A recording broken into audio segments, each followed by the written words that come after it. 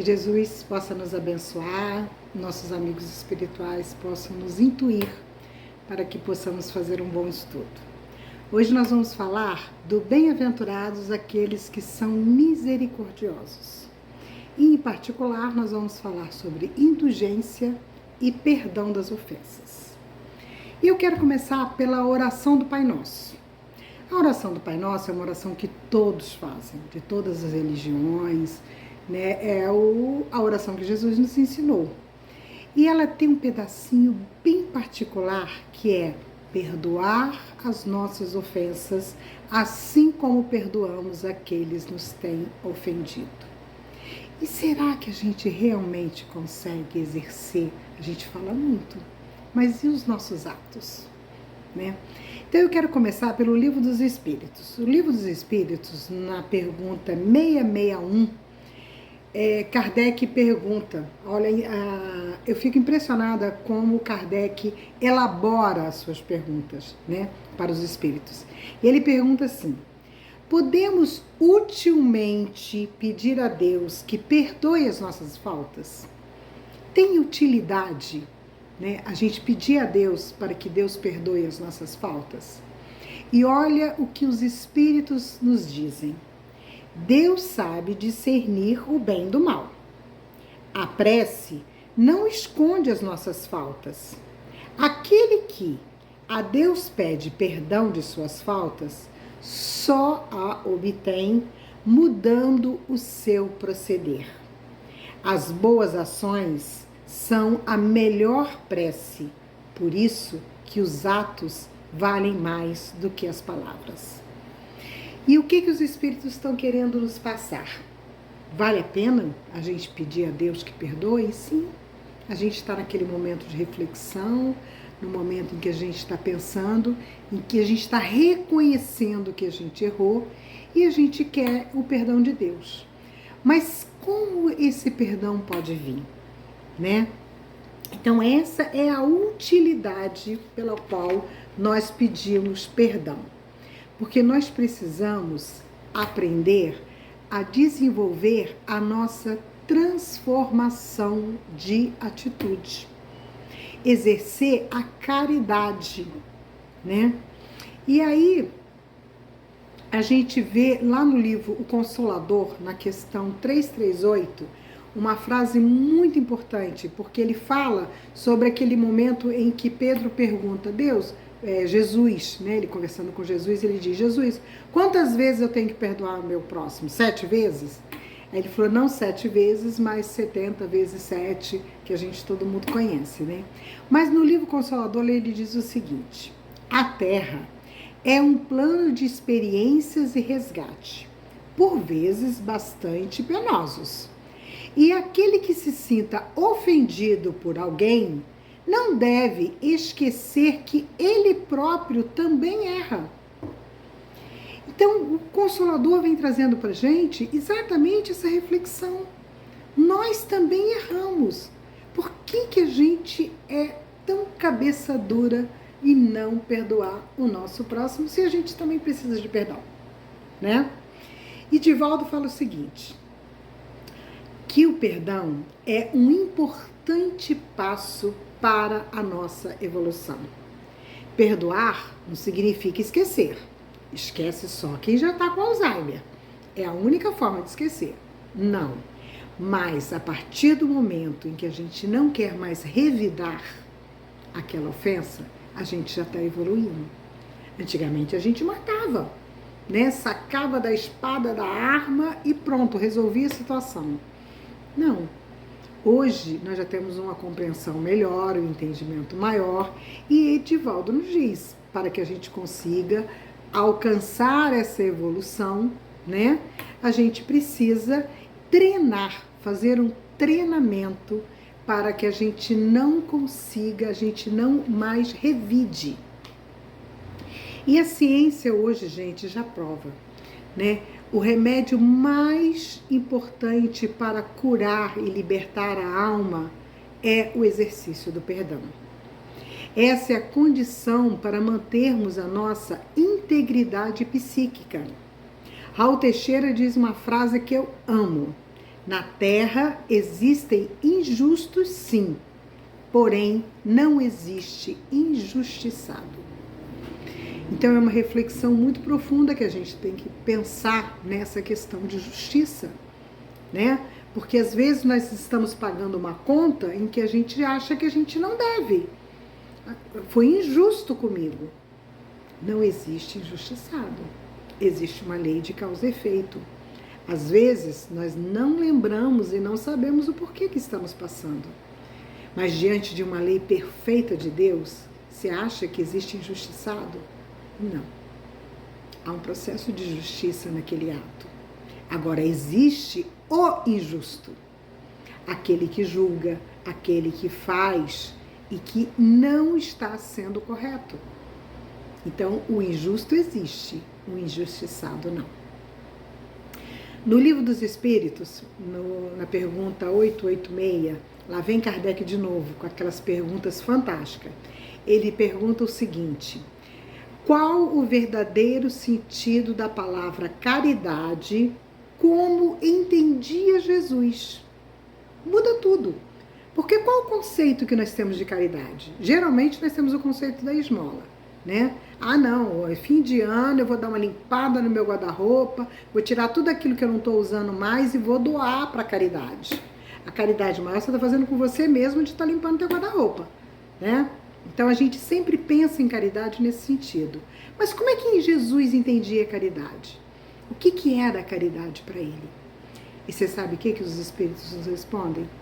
Que diz que como Jesus entendia a caridade, com benevolência para com todos, indulgência para com a imperfeição alheia e perdão das ofensas.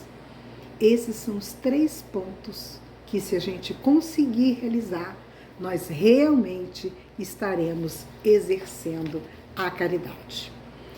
E aí, se você parar um pouquinho para pensar nas parábolas de Jesus, nas conversas, nas suas histórias, tudo ele falava em cima desses pontos. Quando ele falava, aquele que tivesse sem pecado, que atire a primeira pedra. Gente, pelo amor de Deus, né? É a nossa primeira reflexão. Qual de nós, né, podemos atirar essa primeira pedra? Perdoar para que Deus nos perdoe. A gente quer indulgência com a gente. A gente quer que as pessoas nos perdoem, a gente quer que Deus nos perdoe. Mas e o que nós estamos fazendo para merecer esse perdão? E como estamos agindo com o nosso próximo em relação ao nosso perdão, né? E aí vai. Aí ele diz aquela velha frase de Pedro, né, que a gente já sabe, de perdoar 70 vezes 7. E ele ainda diz mais. Ele fala, qual é o sacrifício mais agradável a Deus? Essa é uma parte importante, porque nós ainda estamos muito ligados, né, a fazer as nossas oferendas, a dar os nossos donativos, a fazer, como eu falei, né, como a gente entende essa caridade, né, de fazer com o próximo e tudo mais. Mas aí Jesus dá aquele exemplo, se você vai ao altar fazer a sua oferenda, para um pouquinho, pensa, se tem alguém que tem alguma coisa contra você, larga a sua oferta ali, vai lá, reconcilia com o teu próximo. Reconcilia enquanto você está a caminho com ele, enquanto você ainda está aqui nessa oportunidade, né? Porque não adianta nada você ir para o altar, você rezar, você fazer oferendas, fazer isso tudo, se o teu coração está ainda tão pesado, com todas essas mágoas, esses rancores, né? E ele ainda fala mais, ele diz assim, como está a trave do teu olho? Você enxerga, né, o cisco no olho do teu irmão. E a trave do teu olho? Como é que ela anda? Você está conseguindo tirar? Você está conseguindo enxergar melhor? Olha só, olha quantas lições que o Cristo nos trouxe, nos falando, pedacinho por pedacinho, histórias por histórias, nos mostrando o que necessitamos fazer. Ele dá a receita de bolo certinha, né? Só que para a gente realmente conseguir exercer o perdão, nós precisamos usar a razão. Se a gente não usar a razão, fica muito difícil, porque esquecer a gente não esquece. E como a gente não vai revidar? Como a gente vai conseguir diluir isso dentro da gente? Então, olha o que eles dizem. O perdão é muito bom para quem perdoa. Às vezes é aproveitado por alguém que está sendo perdoado, né? Mas nem sempre. Você perdoa e a outra pessoa nem se perdoa, nem entende aquele perdão. Mas não importa. O importante é você. Tem uma frase fantástica que diz o seguinte: a minha infelicidade não é resultado do que as pessoas fizeram para mim, mas sim do que eu fiz com o que as pessoas fizeram para mim. Qual é o meu comportamento diante das coisas que me acontecem? Isso é que determina a minha felicidade ou a minha infelicidade, a minha evolução ou não. O que eu tenho feito com as coisas que têm acontecido comigo, né?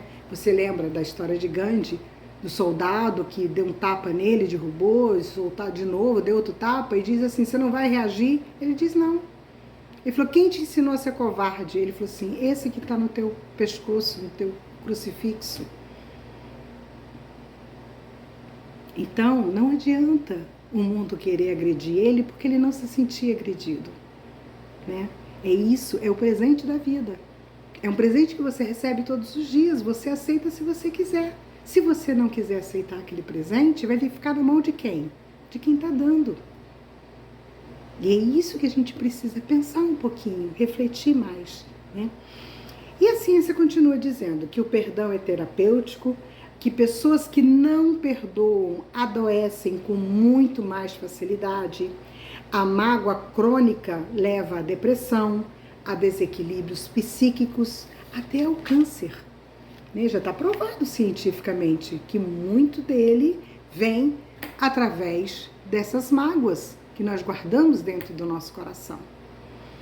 Então, perdoar, como eu falei que é um exercício, ele precisa ter 3 pontos importantes. Primeiro, está na cabeça. Quando você encontra a racionalidade, quando você olha para o teu irmão e diz assim, por que ele está fazendo isso? Por que ele falou dessa forma? O que ele recebeu da vida? Ele tem o conhecimento que você tem? Ele tem o estudo que você tem? Não, ele não recebeu isso da vida. Então, como ele pode dar algo em que ele não recebeu? Então, quando a gente começa a usar da racionalidade, às vezes ele até recebeu, mas naquele momento impulsivo, né, ele não conseguiu se segurar. Assim como nós, que temos a racionalidade, temos o conhecimento e também continuamos sendo impulsivos e errando, né? Então, quando a gente encontra essa razão, a gente consegue amaciar e levar para o nosso coração o sentimento de perdão. A gente consegue aceitar. E aí, a ação fica muito mais fácil para resolver aquela situação, para dissolver aquilo tudo, né? Então, o perdão é um tratamento longo e diário que nos traz paz e nos permite recuperar o nosso poder de assumir a responsabilidade de como nos sentimos, de como estão os sentimentos dentro do meu coração. Fisicamente falando, você vê, a pessoa que exerce o perdão, ela reduz dor física, ela reduz a pressão arterial, ela reduz a quantidade de cortisol, que abaixa o nível de estresse, mantém um coração saudável e estende a vida. Olha só, a gente fica buscando tantas coisas para se ter uma vida saudável e a gente pode começar pelos nossos sentimentos. Eles são fundamentais, né, para a gente conseguir vencer tudo isso. E uma outra razão para que a gente possa exercer o perdão é o seguinte. Já pararam para pensar que quando a gente odeia alguém, a gente fixa naquela pessoa e naquela situação e a gente fica remoendo aquela situação, aquela mágoa. A gente fala para todo mundo, cada vez que a gente fala, cada vez que a gente pensa, a gente traz toda aquela situação de novo. É como se tivesse acabado de acontecer aquilo. E aí nós desencadeamos para o nosso organismo substâncias químicas negativas, repetidas vezes. Por isso que envelhecemos, por isso que adoecemos. Adoecemos e envelhecemos mais fácil, né? Porque a gente fica remoendo aquilo tudo. Perde noite de sono, perde fome, uma infinidade de coisas. Perde a paz, né?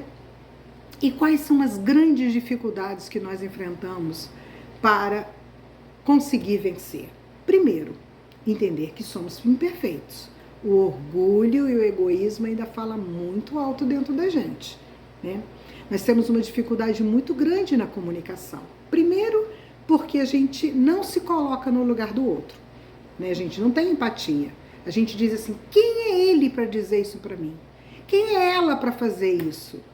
Ao fazer isso, nós estamos nos colocando num patamar muito alto e o outro lá embaixo, né? Olha o orgulho aí. Quem é ele para fazer isso? Agora, se exercemos a empatia, se nos olharmos iguais, que nos corrigirmos juntos, fica muito mais fácil essa comunicação. Fica muito mais fácil a gente desenvolver isso. E um mau hábito que a gente tem é o julgamento. Lembra quando eu disse que não existe o injustiçado, mas existe o injusto? Sim, nós julgamos e muitas das vezes julgamos errado. Por isso que existe o injusto e não o injustiçado. Um outro ponto importante para a gente falar sobre perdão são dois sentimentos que nós carregamos dentro de nós. É o arrependimento e o remorso. E é uma diferença muito grande entre os dois. O arrependimento é a autoconfissão da violação das leis morais. Quando eu me arrependo, eu tenho dentro de mim algo que diz assim, você pisou na bola. Você violou essa lei moral. E aí você, repensando nesse ato que você praticou, você se empenha em repará-lo. E você não repete mais o mesmo erro, porque você se empenhou, você entendeu que você cometeu esse erro e você se modificou.